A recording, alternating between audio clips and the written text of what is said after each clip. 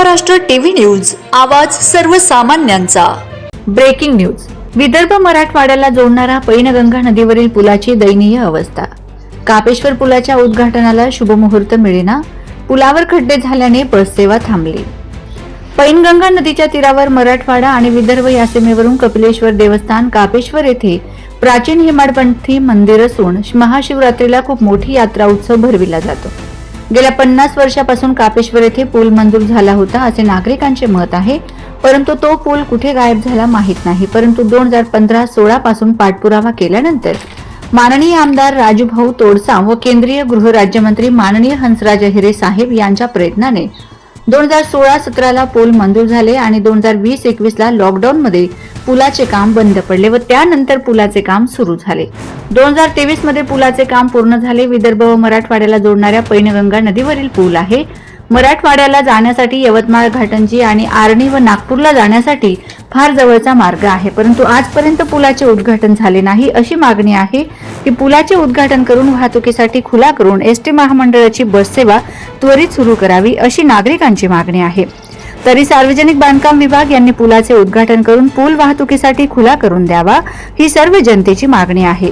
माणिकरावजी कोवे, Gulabraoji sarpanch, Rampur police Patil, Pramod ji Bansod, Shankarraoji Thackeray अशा इतर जनतेची व विदर्भ मराठवाड्यातील नागरिकांची मागणी आहे। Vande Maharashtra TV news media प्रतिनिधी पंकज जयस्वाल, नांदेड। हॅलो, हे तुम्हाला येण्या जाण्यासाठी काय परेशानी व्हायला लागली याच्यामध्ये? आम्हाला परेशानी एवढी आहे की आम्हाला सुविधा कोणत्या नाही। हे रस्ता खराब झालेला आहे, एवढी मोठी अडचण आहे की आम्हाला एक 10 किलोमीटर दररोज 10 वेळा अपडाऊन करायला लागते।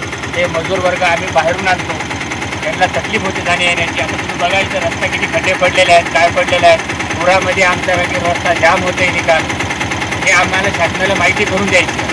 ठेकेदाराला काही बोलले नाही का तुम्ही? ठेकेदाराला आम्ही बोललो, ठेकेदार आमचं कोणत्याही वर्ष लक्ष घेत नाही। 5 वर्षाची वॉरंटी आहे। पहिल्या वर्षी आमचा पूल सुद्धा फुटला, रोड सुद्धा फुटला, आतापर्यंत कोणीही लक्ष दिलेलं नाही। बरं, हे ऑटो आम्ही आता घेऊन चाललो कास्तकाराच्या शेतामध्ये 1000 रुपये भाडे घ्यायला लागलो। पहिले या वर्षी किती झाली नाही तरी सुद्धा आम्ही 1000 रुपये भाडे घ्यायला लागलो। बाया 300 रुपये रोजानं कामाला चालायचं करायचं, त्यांना काही उरते नाही उरते त्यांनाच माहिती।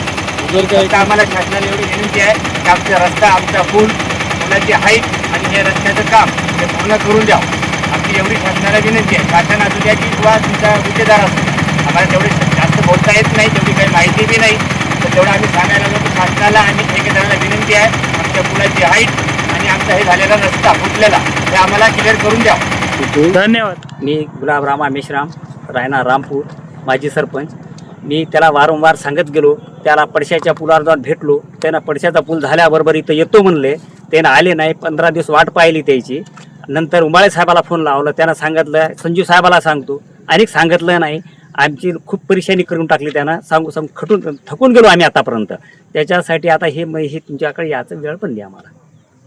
कपिलेश्वर जे देवस्थान आहे की नाही, त्याच्यामुळे इथे लोक खूप येणार, ते अडथळे व्हायला लागले ना सर। त्याच्यामुळे आता हे करावंच लागते काहीतरी। यानं काही आपल्या आमदाराला सुद्धा बोललो, पण आमदार सुद्धा काही याच्यात करू शकला नाही। बरेच वेळा आमदाराला भेटलो, मी स्वतः भेटलो, काही लोकांच्या भरोश्यावर नाही, काही या पुलाकडे काही लक्ष द्यायला नाही द्यायच लागलं नाही। मला काय म्हणे की बाजूला साईडनं बांधतो, असं करतो, काहीच करू शकाल नाही ते। आता एक वाल सुद्धा नाही केलं, पूर्ण काम राहिलं। मी शंकर देवराव ठाकरे, राहणार रामपूर। या पुलाचं काम 2023 मध्ये झालं आणि एका महिन्यामध्येच या नदीला पूर आला। त्या पुरामध्ये ह्या पुलाची अवस्था एवढी खराब झाली की साईडचे कडाडे आणि इकडला तुटलेला पूल त्यांनी फक्त त्याच्यामध्ये कच्चं मटेरियल भरून ठेवलेलं आहे। तेव्हापासून आतापर्यंत कोणत्याही प्रकारचं काम केलेलं नाही। या पुलाची वॉरंटी आणि रोडची वॉरंटी 5 वर्षाची गुत्तेदाराकडे आहे। आता त्याच्यानंतर आमचे वारंवार आमच्या गावातले सरपंच, उपसरपंच, गावकरी यांनी सगळ्यांनी विनंती केली, पण आतापर्यंत या कामावर कोणाचंही लक्ष नाही। त्याच्यामुळे आमची कळकळीची विनंती आहे आमदार साहेबाला असू द्या, की शासनाला असू द्या किंवा त्या गुत्तेदाराला असू द्या, की आमच्या हे रस्त्याचं विदर्भ आणि मराठवाडा जोडणी, एक इकडं 50 गावं आणि इकडं 50 गावं, या दोन्ही गावाचं इथून पूर्ण वाहतूक चालू आहे। शासनाचं आणखी कोणत्या प्रकारचे उद्घाटन झालेलं नाही आणि इथं मोठे मोठे वाहतूक सुरू आहे। याची जबाबदारी शासन घेणार की कोण घेणार, हे सगळ्यात मोठा प्रश्न पडला। आणि बरसात आली म्हणजे आमचे एक 4-4 दिवस आम्ही पुलामुळे अडून बसतो, कारण पुलाची हाईट कमी झालेली आहे। पूर आला म्हणजे पुलावून जाते, विदर्भ आणि मराठवाड्याची वाहतूक बंद होते, पाणी जाते। वंदे महाराष्ट्र टीव्ही न्यूज, आवाज सर्वसामान्यांचा।